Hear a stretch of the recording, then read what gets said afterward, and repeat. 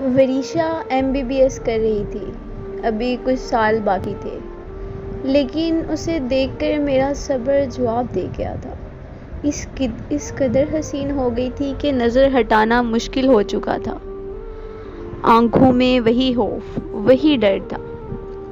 مجھے دیکھتے ہی فوراً سے بھاگ جاتی تھی، چھپ جاتی تھی، اور میرا جی چاہتا تھا اسے اپنے سامنے بٹھا کر جی بھر کر دیکھوں۔ ٹرکی میں نے وہ پیسہ کمایا تھا، جلدی سے یہاں پر میرے کاروبار کی سیٹنگ ہو جائے گی اور میں جلدی سے وریشا کو مانگ لوں۔ 1 مہینہ مجھے فرصت ہی نہیں ملی تھی۔ فیکٹری کو مینیج کرنے میں مجھے بہت وقت لگ جاتا تھا، پورا دن کام کرتا رہتا تھا۔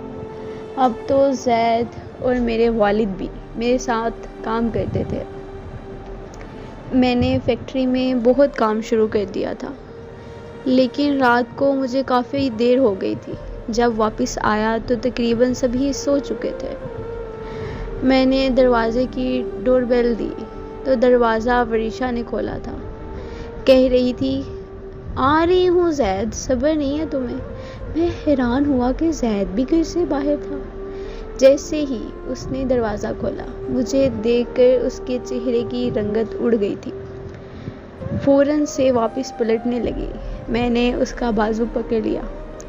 میں نے کہا، کہاں جا رہی ہو؟ کہنے لگی، سوری، میں سمجھی زید ہے۔ میں نے کہا، زید گھر سے باہر ہے؟ کہنے لگی، ہاں، مجھ سے کہہ رہا تھا کہ میں دیر سے آؤں گا، دوستوں کے ساتھ جا رہا ہوں، دروازہ تم کھولنا، نہ چاچو کو خبر ہو اور نہ ہی بابا کو۔ میں نے کہا، اچھا۔ ابھی تک اس کا بازو میرے ہاتھ میں تھا۔ کہنے لگی، میرا ہاتھ چھوڑیں۔ اس کے سامنے سے، اس کے منہ سے بھائی سن کر میرا تو دل دھڑکنا بھول گیا۔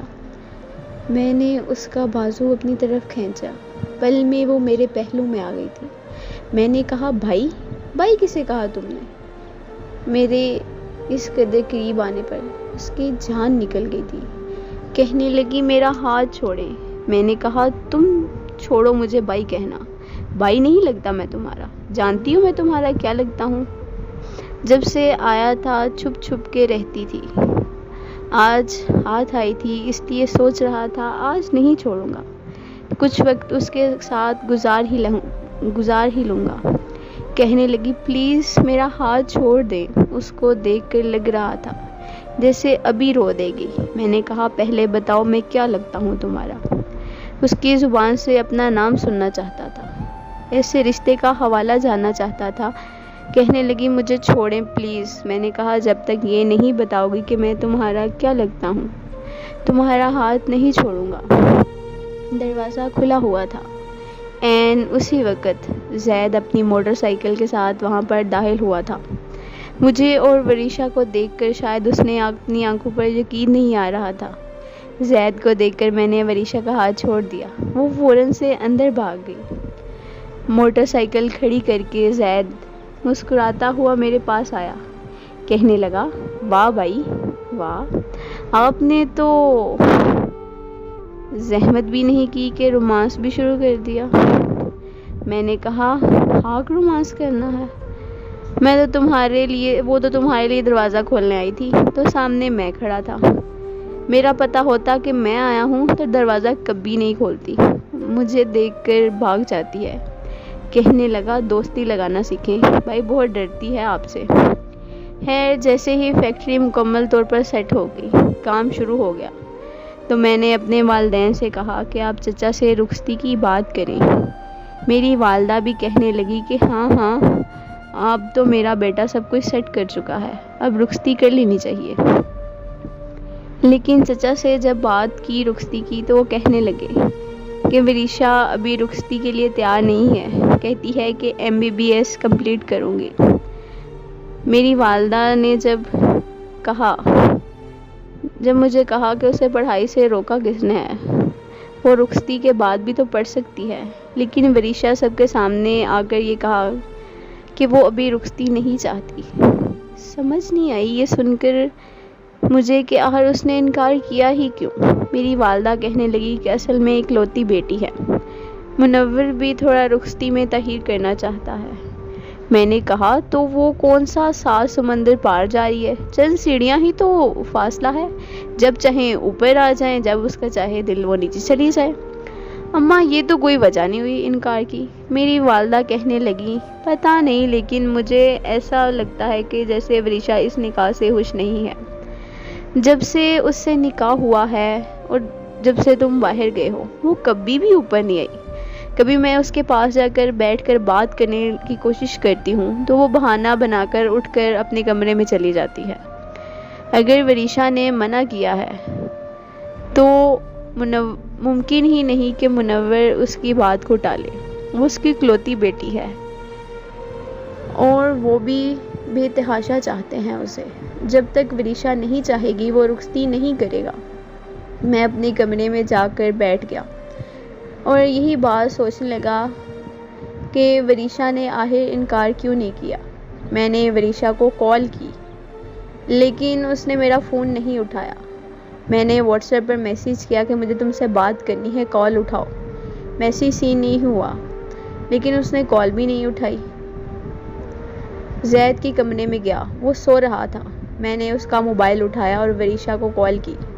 دوسری بیل پر اس نے فون اٹھایا، کہنے لگی زید کیا مسئلہ ہے تمہارے ساتھ؟ میرے ٹیسٹ ہو رہے ہیں، مجھے یاد کرنا ہے، کیوں پریشان کرتے ہو؟ میں نے کہا رخصتی سے انکار کیوں کیا تم نے؟ میری بات سن کر اس نے جیسے سانپ سونگھ گیا ہو۔ میرا لہجہ خود بخود سخت ہوا تھا۔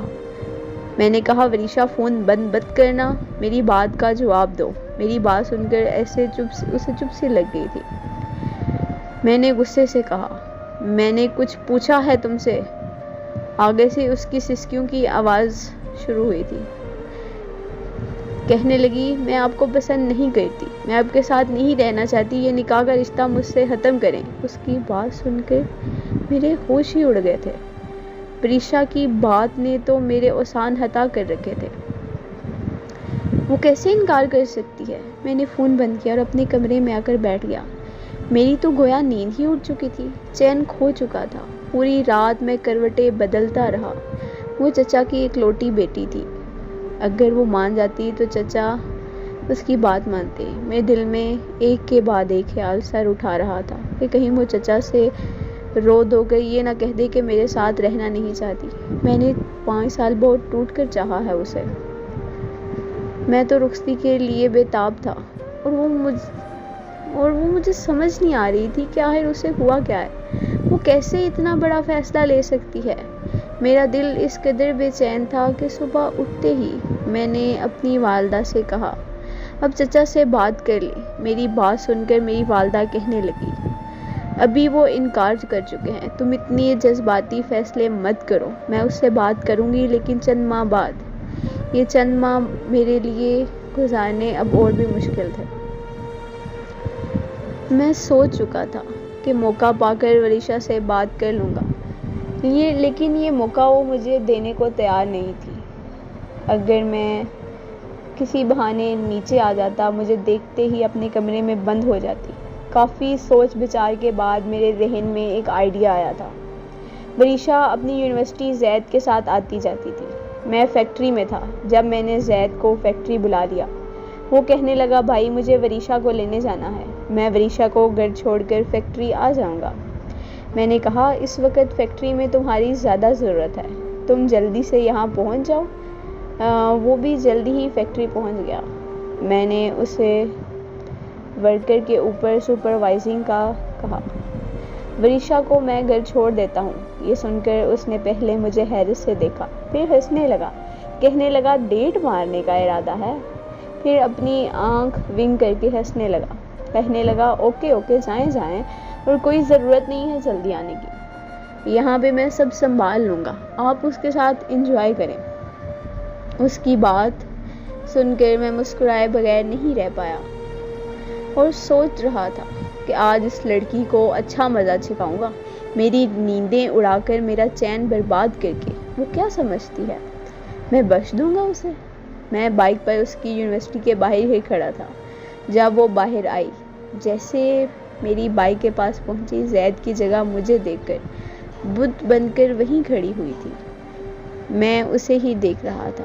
میں نے کہا بیٹھو بائک پر. کہنے لگی زید کیوں نہیں آیا؟ میں نے کہا تمہیں نظر نہیں آ رہا؟ تم زید کی نہیں میری ذمہ داری ہو.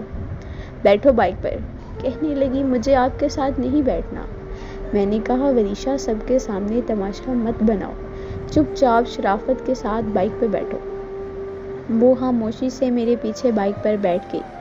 میں نے موٹر سائیکل گھر کے بجائے ساحل سمندر کی جانب رواں دواں کر دی.